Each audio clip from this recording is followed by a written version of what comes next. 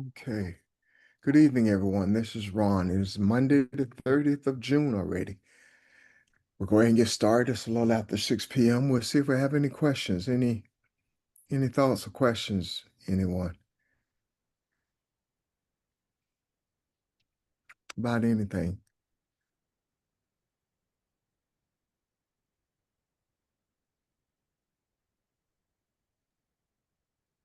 Hey everybody, this is Audrey. I have a question, but Hey, Audrey. maybe I should wait until some more people get on or get some. Yeah, it looks like about And 12 then now. anyway, Looks like but Pastor is logged in. So,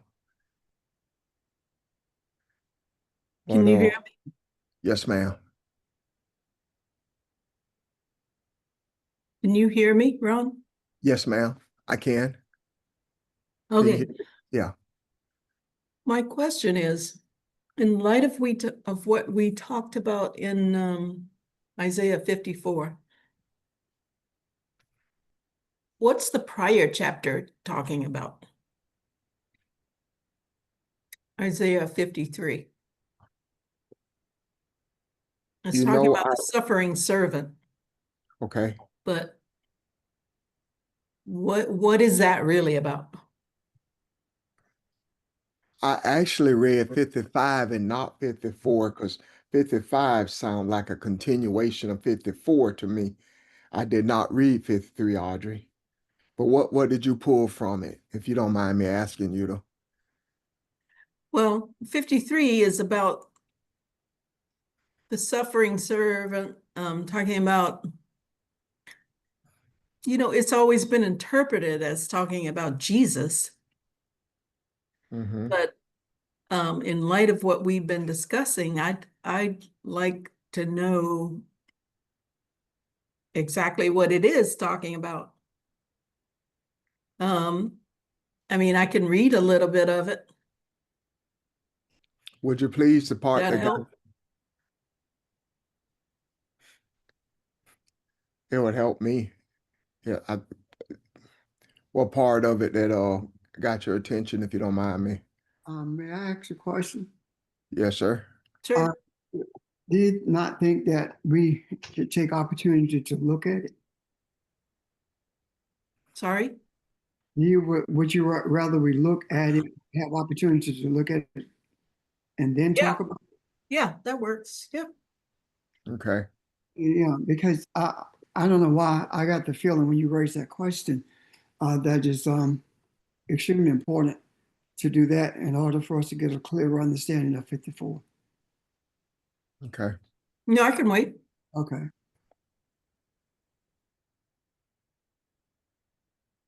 But thank you. Thank you for the question. Yeah. We'll take a look at that so we can talk about it. Uh, maybe next session, see how things go. But Hey Ron, yes, sir. what I guess what prompted is verse 3, right? When it says he is despised of and rejected of men, and Yeah. sorrows acquainted with grief. I read 55. I did not read Yeah, but 54. that one, I think that particular verse speaks. I think that's where you get Jesus from, right, Audrey? That's where we looked at it as being Jesus. So anyway,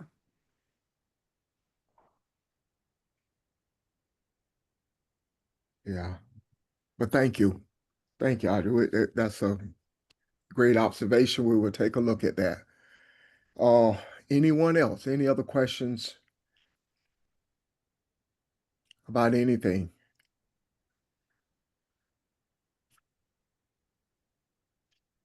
Okay. Uh, Pastor is going to lead us in a different direction today. So if you guys don't have any questions, we'll turn it over to him and let him it's get started. probably going to take but a minute or two. Um, Something came to me, and I mentioned it to Ron, and what came to me is the order of Melchizedek, and uh, what I see in that is the order of Melchizedek is who we are. When we think about Abraham having rendered tithe to Melchizedek, and when we also think about that there's a difference between the priesthood of Melchizedek and the priesthood of the Levites. The Levitican priesthood is different in that it dealt with a lot of rituals.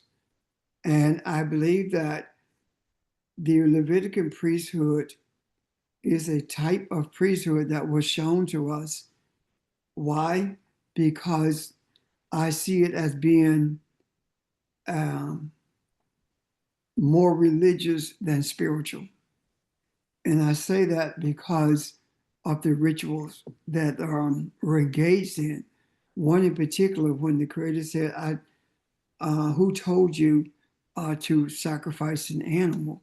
To sacrifice a bullock is no different than sacrificing a man. So I saw that the Levitican priesthood as being something that men developed, no differently than any other religious dogma, in order to keep people engaged.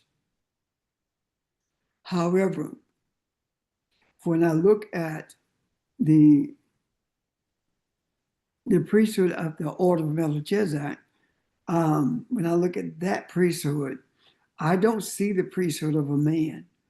I see a priesthood that was instituted by the Creator, a priesthood that supersedes anything that the Levitican priesthood could ever be. And when I think about what is the order of the priesthood of Melchizedek, that order speaks to, not only does it speak to deliverance, but it speaks to justice and righteousness and peace. And it is not attributed to having any origin within the mindset of the hearts of men at all. It is 100% purely spiritual. And I believe that the offshoots of the Levitican priesthood is what we are experiencing as religion today. And when I say that, I say it because of how the different religions, how they function. And I say it because of their doctrines and how their doctrines are presented to us. When we look at the Islamic doctrine, we look at Judaism and we look at Christianity, we see doctrines that hold men to holy days and that hold men to rituals and that judges us based upon whether or not those rituals are performed correctly or whether we engage in them or not. Also, the excuse me, the idea of this priesthood being limited to biology as opposed to spirituality. When we talk about that, the priesthood of the Levitical priesthood, it is more or less equated to biological offspring, as opposed to having no origin and having no connections to any biological parents at all, but seemingly coming out of nowhere, but being everywhere at the same time, and having such power and influence until not only does it stop in its tracks the progenitor of the spiritual nation that is to be brought into existence. And I say that because of the way that Melchizedek interacted with the idea of being a father of nations, those who would be the spiritual progenitor of a nation would in fact bring into will be guided by the order of Melchizedek, wherein those who would be the progenitor of a religious nation would be guided by the Levitican priesthood. And I see a difference in this Abrahamic, the father of nation type thing with Abraham. And I see that in two different ways.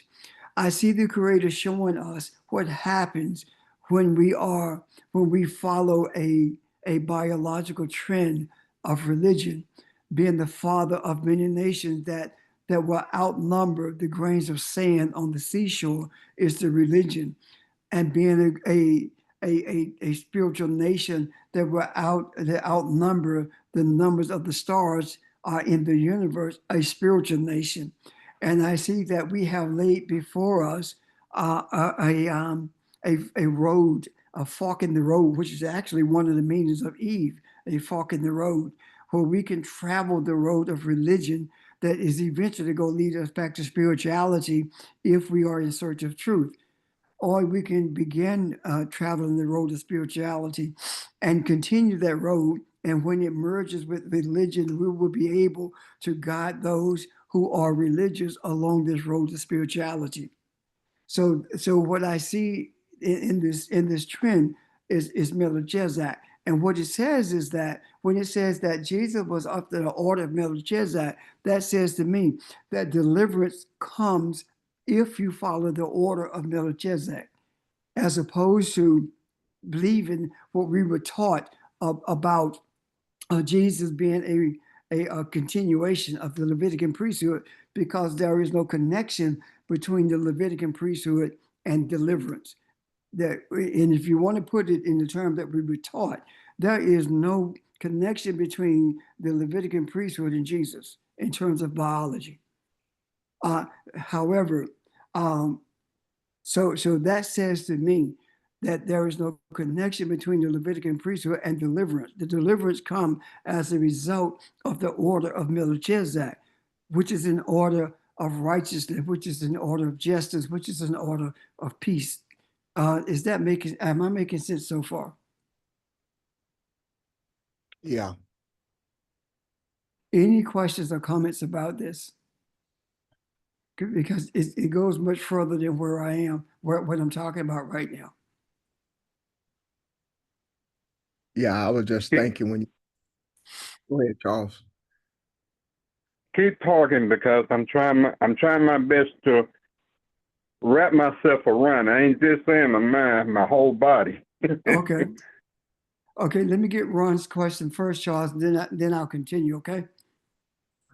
Well, I Yes, just sir. want to kind of piggyback off what you said, uh, being peace and righteousness. In other words, uh, what you see in the earth and what people have told you is peace.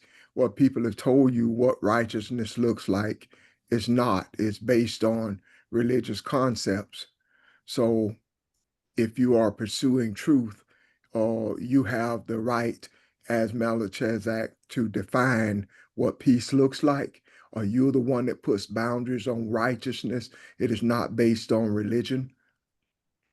I don't believe that.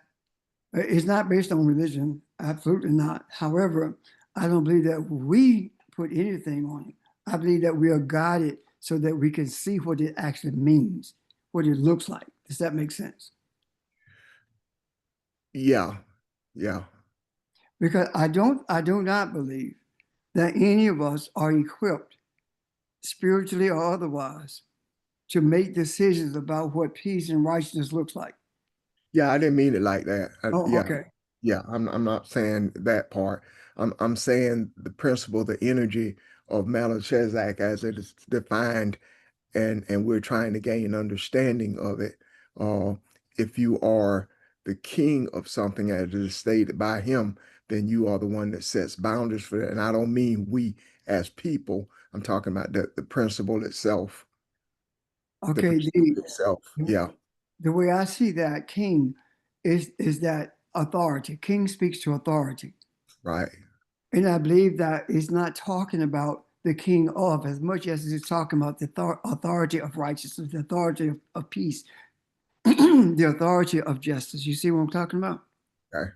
The authority that righteousness has or is, that authority is the authority that sets boundaries. It is not those who follow it. The ones who follow it are following the boundaries that has been set by righteousness. Does that make sense? Yes. So when we talk about this order of Melchizedek, the question to me becomes, who is that order? And how do you know that that is the order of Melchizedek? And in keeping with what Charles asked, let me continue if I may, unless there's another question or comment. Audrey? Okay, my question is the priest Jethro, is he basically the same as Melchizedek?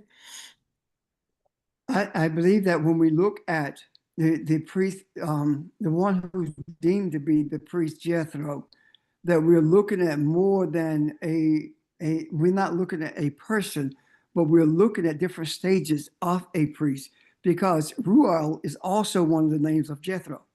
Ruel is one of the names of Jethro. There were three different names. However, Yeah. I have not looked at those three different names recently to remember what they mean. So I see them as being aspects of this priesthood. Does that make sense, Audrey? Yeah, because I mean, but he would have taught Moses what it was to be like a true agent of the creator. And Right. in saying that, I'm also saying that the attributes that are expressed by who we call Jethro is an avenue that shows us how we draw things out of people, how we draw religion out, how we draw false teachings out. As the idea of Moses being in the wilderness, Moses means to draw out. So he was drawing out of them all of those things that they were indoctrinated with when they were in that tight place enclosed in religion. Does that make sense? Yes, that makes sense. But my further thought was that even though they knew the truth, or they knew, well, let's just say they knew the truth, the Levitican priesthood just sort of went off into a different direction. Is that what you're saying? Yeah, what I'm saying is that the Levitican priesthood is a priesthood that was parallel to that of Melchizedek. And I'm saying that the Levitican priesthood is an example of the journey that we take when we make an effort to create a spiritual a journey towards truth when we do it ourselves. Because the Okay. Levitican priesthood spoke to the sacrifices of animals. Why? They spoke to the scapegoat. Why? For the forgiveness of sin. These kinds of things. And I'm saying that the priesthood of Melchizedek spoke to none of those things. There were no sacrifices whatsoever under the priesthood of Melchizedek. It was more of an embracing of spiritual attributes as opposed to using a ritual in order to keep you in standing with the Creator. Does that make sense? Yes. So they kind of went their own way. Yes. Yes, that's what I'm saying. And I'm saying they who went their own way is Catholicism, Christianity, Islam, all the rest of the religions went their own way.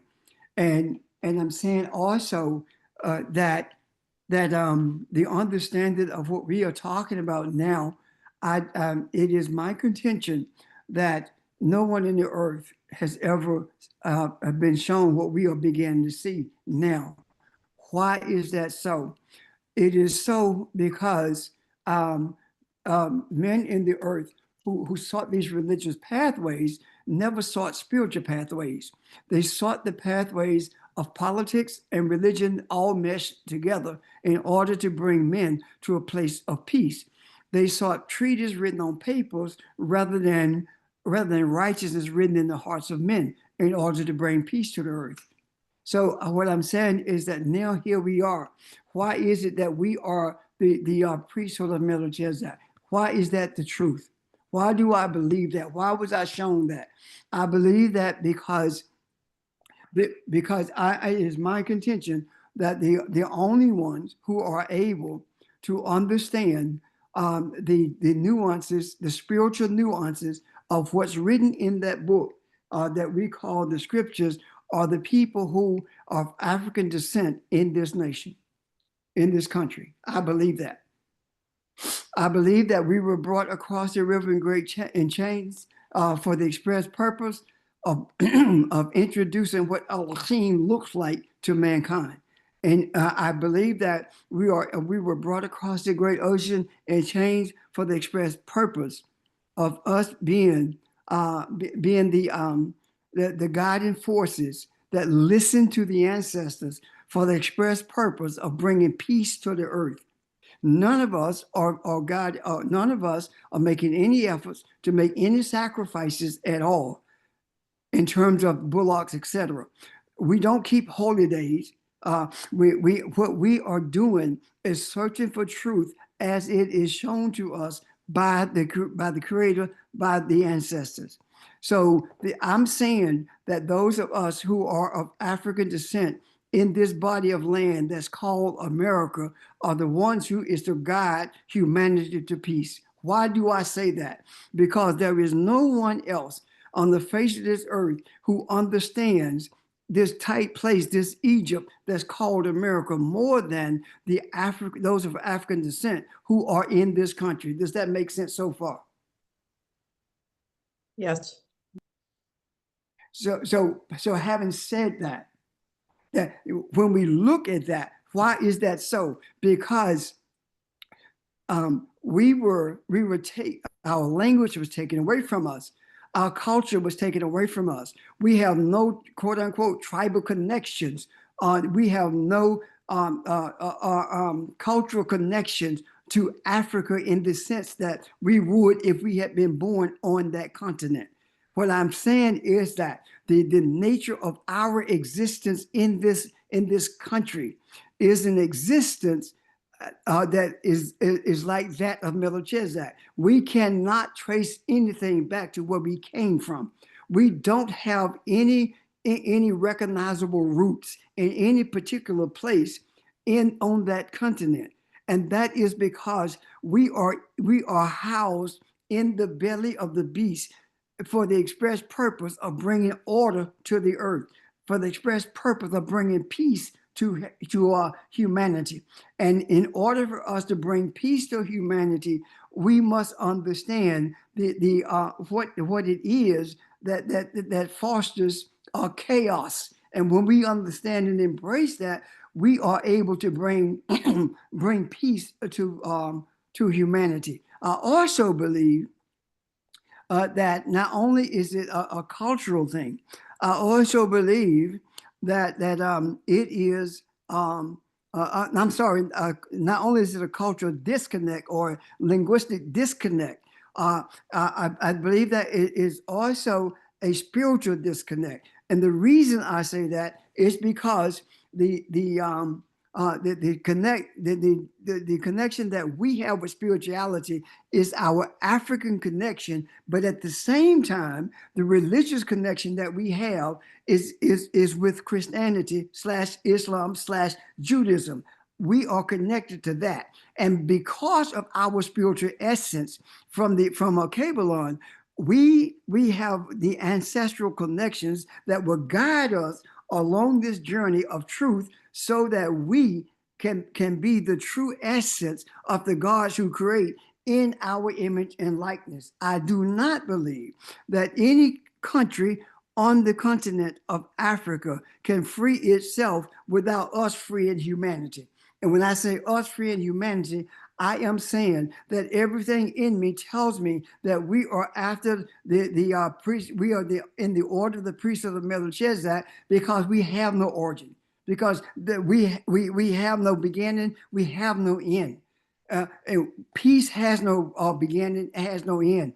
The righteousness has no beginning, has no end. It has always been, and I'm saying that we have always been, but we have not always been aware of the essence of who we are. We have not always been aware of what it means to be Elohim. And now that we are becoming aware of what it means to be Elohim, we are beginning to see that the words that we put into the macro, the desires that we put into the macro, are beginning to manifest in the natural. And one of the major things that we have put in the macro that is causing and bringing about manifestation in the natural eyes is that of embracing the cosmic mother.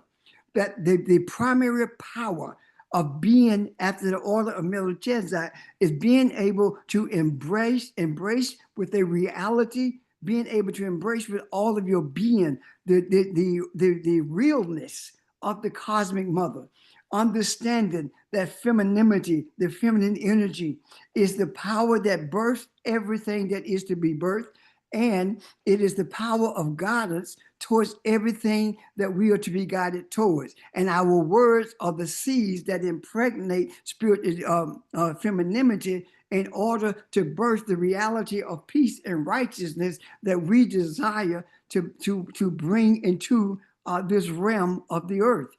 Does that make sense? Help me. Yes. Resonates, yeah. So, Yes. so that is why I'm talking about it being us being rather the after the order of Melchizedek. Now, why is it that we are at this juncture right now? I do believe that as we would travel this journey, we were looking at the order of the priesthood of the Levitican priesthood. As we looked at Moses, as we looked at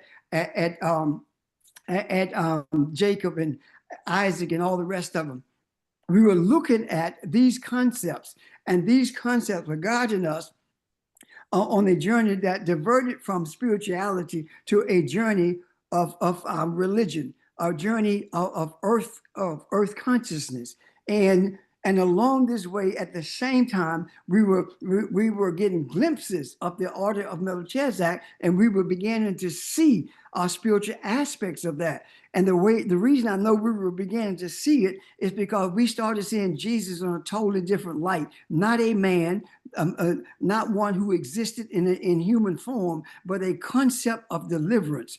And when it talks about this concept of deliverance being after the order of Melchizedek, it also tells us that the deliverance can only come when righteousness prevail. That deliverance can only come when there is peace in the land. That deliverance can only come when justice is in the land, is in the consciousness. So I see that right now, what has happened is we are no longer on this pathway of the Levitican priesthood. We are now embracing the priesthood of all priesthoods, and that is the one of Melchizedek. And I do believe that we are at this point now because the Creator is ready to show us through manifestation the desires of our hearts. And the desires of our hearts have always been that mankind experience peace, justice, and righteousness. We call it balance. And balance and equality are two different things. We call it balance. And we call it balance because we believe that all of humanity should be embraced as just that, humans, as opposed to people feeling or believing that they are superior to others. Just because we are in this position of embracing and knowing that we are Elohim, it does not give us any superiority whatsoever. What it does is give us a greater burden as servants. And if we take this and look at it incrementally, then it becomes a task that is insurmountable. However, if we take it and look at it as a whole, and we begin to see that the essence of our being is the whole of the universe itself, then it is not such a broad task to undertake. Neither is it a burden that is that we cannot bear. Because then we begin to see that because we are Elohim, there is nothing beyond our capabilities. Because we are Elohim, there is nothing inescapable that can escape our purview when it comes to bringing righteousness to the earth. Regardless of whether or not we are able to utter it, our desires unfold those things that we have not uttered, as it does those things that we do utter. And there are a number of underlying things that are taking place in front of us that the Creator is bringing to fruition, that's being manifested, that we are not privy to at this moment. But I do believe that the day will come when we will see it all. And I don't mean in the by and by after we escape these bodies or these graves that's called the body that we live in. I believe that the manifestation of it will come in our time because of the faithfulness and because of what the ancestors are showing us. There is no way in the world that I could academically have shown myself or seen what I see as the divergence of the priesthood, the Levitican priesthood, and that of Melchizedek. I believe with everything in me that this is the guidance of the ancestors that is showing us the pieces of this puzzle that we have been putting together at their direction. And I believe that as we look at this and see something that we never thought of in terms of the difference between the Levitican priesthood and that of Melchizedek, that there are a number of other things that we are going to be shown as we continue to travel this journey, because we are at a place where the rubber is about to meet the road. What I mean by that is this: a cataclysmic explosion is about to take place. And that cataclysmic explosion that's about to take place is the blowing up of everything in this system. And the fallout is going to be awful. When we look at the fallout, it's going to be multiple people who are harmed by it, but it's going to be humanity who's going to be saved by it. Yes, there will be casualties. However, the casualties who we will observe will be nothing like the joy that is stored up for us when we see the balance of humanity take place. This cataclysmic explosion is closer to us than we could ever believe. Just as June was a period when things began to fall apart, July is going to be a month when things are going to be revealed in a different way, meaning that the things that has fallen apart, the reason that they were the way that they were in the beginning is going to be shown to us. We are going to begin to see the hands behind the scenes that have been, excuse me, that the hands of the puppeteers are going to be shown, and the methodology that was used is going to be revealed. And as a result of that, we are going to be able to speak to it and bring it to a place where it is impotent when it comes to the manipulation of humanity. Questions or comments?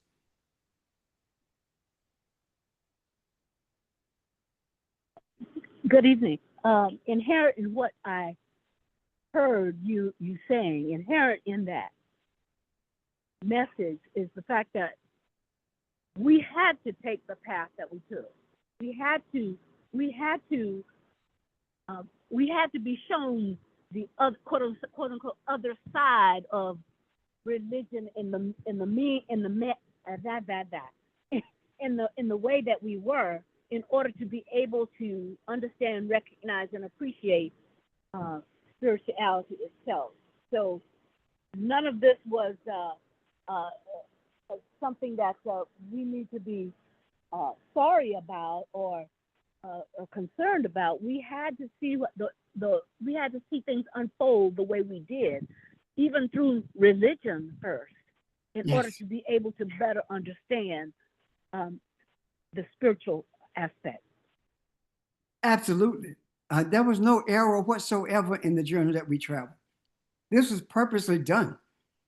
Because just as the proposition, when we look at this character, this concept that has been characterized as Moses a man, that characterization of it says that it was in that tight place called Egypt. It knew the ways of Pharaoh. So we had to learn the ways of religion. We had to travel this pathway. The difference is that not only were we traveling this road of religion, but we had a deep desire to understand what all of it meant. And that's where the questions came from. And when we were persistent in the questions, then came answers. And the answers that came were uncomfortable answers. They were uncomfortable responses to our question, to our query. They were uncomfortable, yet we saw the value of them because they resonated and we held on to them. And in holding on to them, we continued this journey. And as you said, it was no mistake that this was done. Why? Because if we don't understand what people are going through and what they're dealing with, if we don't understand the rudiments of religion, then we do not understand how to benefit humanity through spirituality. Does that make sense? Yes. Yes. So that's where we are now. So I concur 100% with what you said, Barbara Jean. Are there any other questions or comments? Let me ask this question then. Is it clear? And I don't expect you to be in a space to regurgitate what's being said. My question is it resonating? I suppose that's the bigger question. It resonates. Yes. Yes. Yes, it does resonate. Thank you.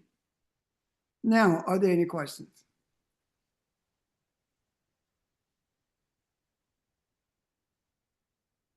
So, as we continue this journey, what we are dealing with now is far beyond transforming names into concepts. We are far beyond that. We are at a space now where those names have fallen away, and all we see now are concepts. When we look at this entity that was named Jesus, we see deliverance. When we look at those who were supposed to have written the Gospels, we see manipulation. When we look at the names of those like Abraham and Sarah, when we look at those things, we see concepts. We see an understanding of things. And when we look, for example, when we look at Abraham, what do we see? We see this concept. What does it say? And one of them that I saw is this: the reason that the light went out in Sarah's tent when she died, the question is why? Why did it go out? The reason the light went out in Sarah's tent is because it was saying to us, when you treat femininity as though it does not exist, when you disrespect femininity, you are treating it as though it is dead. And when it is dead, your light goes out. Does that make sense? Your light goes out. Yes.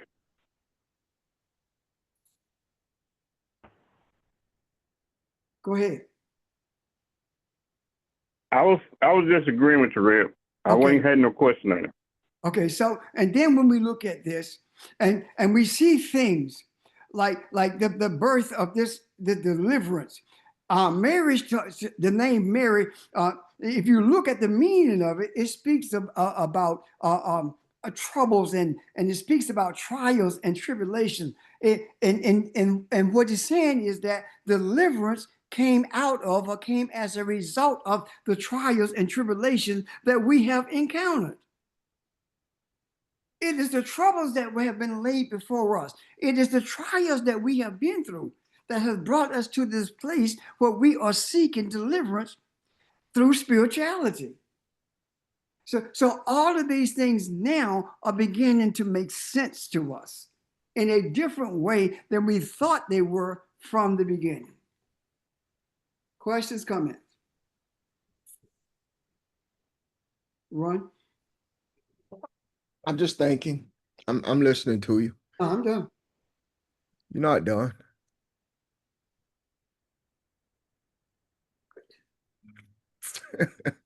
You're not done. If somebody has a question, questions come. You said a lot of stuff. When you talked about being in the present, the order of Melchizedek, these are my words, sort of collapses time and brings everything into the present. That's kind of what I heard. I don't know if that's what you meant to say. And I'm sitting here thinking, what does that mean to us? What do we gain by this other than, I guess that means you have an awareness of everything and you're able to see things. Nothing should surprise you. Everything is right here in front of you. A couple other things not coming to me now, but you said a lot of stuff. The collapse of time. When we talk about going back to beginning, we beginning is what happens when we go to beginning. When we go to beginning, we are still in the now. So if we embrace the reality of beginning, then beginning becomes the now. Everything becomes the now. But if we look at beginning and it's academic and it's something that we memorize but not embrace, it doesn't resonate, then that's still something in the past. It is not the now. So that is not spirituality. That is academics. But when it's spirituality, it always with you. The understanding of beginning is always there. It was not so in the beginning. So why is it now? It was not so in the beginning. Why? Because I see what was in the beginning. That was order in the beginning. And I embrace that order from beginning so that I can bring order to this chaos now. So all of that is in the now. Does that make sense? Yeah.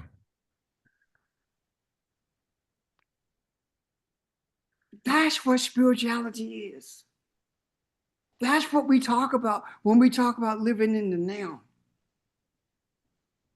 It's all about embracing what we embrace as opposed to what we reject.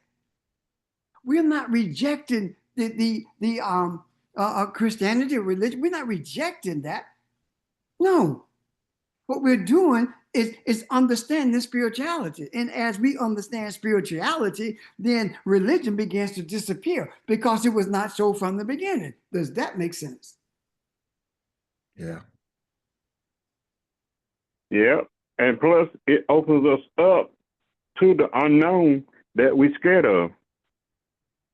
Well, that we might be afraid of.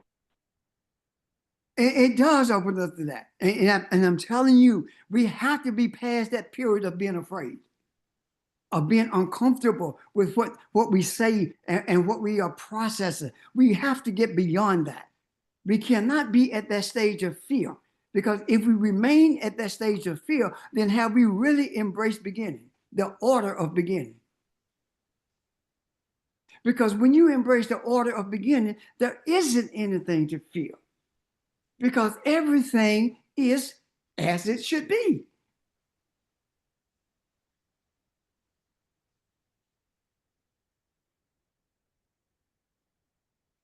It's almost like a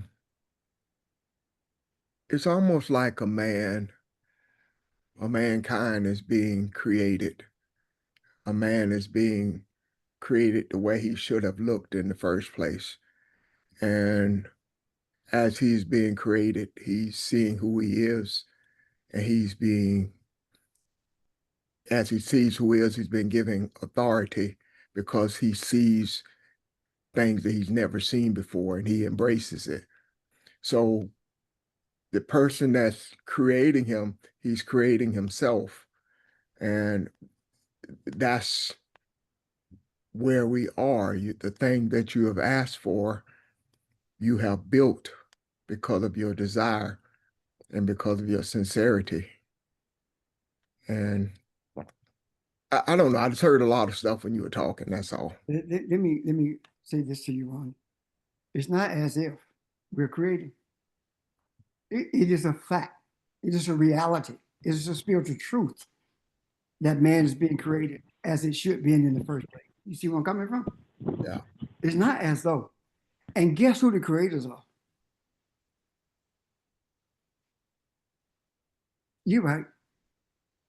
Yeah. We are the creators. Yeah. We are created in our image and likeness. That's why it is so important that we embrace that what's resonating with us become who we are, because that is who we are. It's almost like we have had the keys to the kingdom meaning us, Yeah. the area where we rule as God, as the creator rules. But Yes. until we understand what that key is and where and what to do with it, it's like any other key. It's just any other key. We don't know what door it opens or anything else. But once we understand that and grasp it, it just anything and everything is possible. All things have become new. New meaning all the things I used to think, all the ways I used to think. I don't have to go there anymore, because as you say, everything's in the now. Everything is fresh. Everything is as it is, as it should be, as it was, as it will be. Yes. We Pastor, one go ahead. second, Charles. It slipped from my mind. Barbara, say what you said again, please. Let me see if I can do that. I likened it to having keys. Okay, And that's how many it. of That's us all I need. have had? How many of us have had keys Yes. and forgot what door it opened or what is unlocked and whatever? You know, we have Right. so many of them. Blah blah blah. But when we understand the spiritual key that we have, it's like unlocking the door to the kingdom which is us. It's Yes. unlocking the door to understanding and knowing who we are, the creator that we are, where we originated from, etc. And when we do that, when we understand that, then we don't have to worry about what's going to happen or what happened in the past, as much as understanding that in creating now, we create now as well as in the future. And I'll say this too, in the past as well, because if now is now, there is no past, there is no present, there is no future.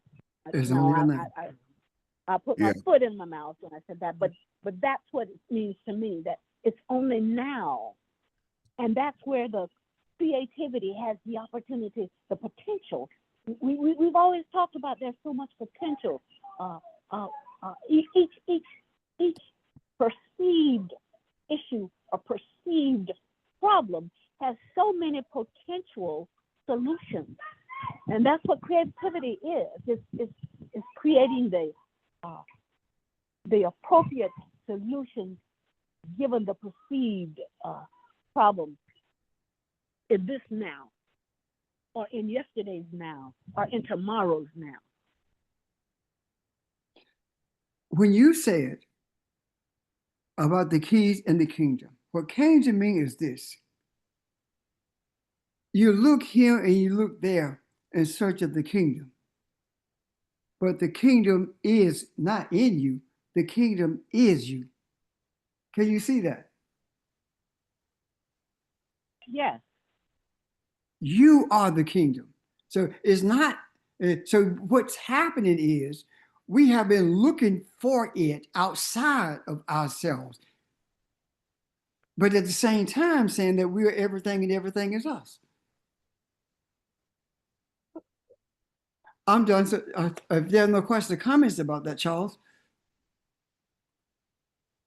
Now, only question I had, is it wrong to dissect a lot of things that comes your way or you hear or you read? Is it wrong of dissecting things like that? What do you mean, You Charles? have to do that. What I mean by dissecting it is reading it and then you're trying to form it to fit you or fit the situation that you're in. You understand what I'm saying now? Like tearing it Shape apart it. in your mind. You Yeah, mean like shape it and make it be what you want it to be? sort of like that, but not like that. Okay. To find out what it is and what it's all about, you have to dissect it just like scientists to see if that was the purpose of it, or if that's the way it's made and that's the way it functions. Now you understand what I'm saying. Did you get that wrong? I think if I do understand, Charles, that's what we're doing now, the concepts and the, as Pastor said, we're no longer looking at the names, we're looking at the concepts. So I think what if I hear what you're saying, the dissecting is we see now what these things really mean. We've studied and studied and studied till we get into the root of what's really written there. Yes, that's what I'm saying. Okay. Okay. Real, I'm done. talk to me. I think Ron answered your question. He did. I thought Okay. you probably had more to it. No?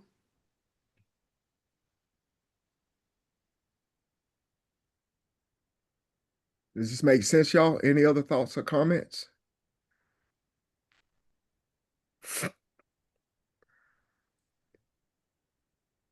Okay.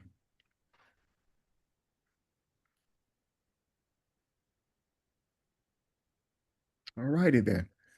Maybe it's a good place to relax and engage again Saturday. Okay. Thank Okay. you, everyone. Thank you for your energy.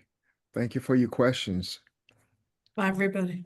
Bye-bye. Bye-bye. Have a great week. Yep. Bye. Thank you, everyone. Bye, everyone. Happy 4th of Bye. July to everyone.